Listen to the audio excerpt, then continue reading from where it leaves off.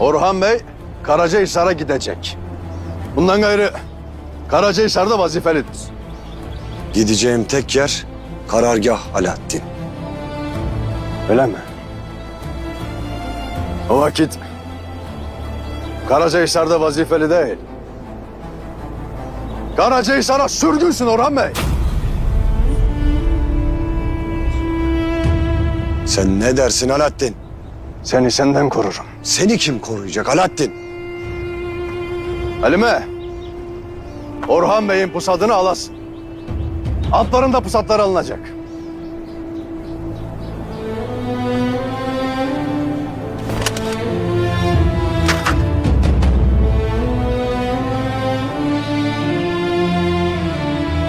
Nilüfer.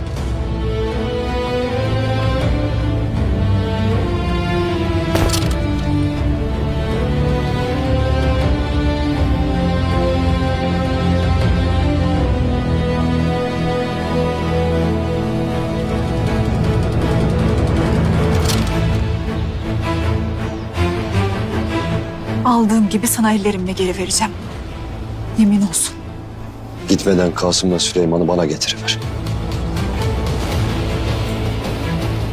Orhan Bey, Cerkutay Bey, Orhan Bey ve alplarının ellerini bağlayın.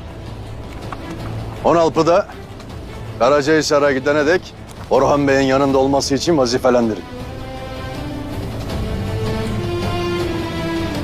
Duran Bey, tezinden karargaha gidesin. Oradaki beyler ahvalı bildiresin. Buyurun Onur Bey.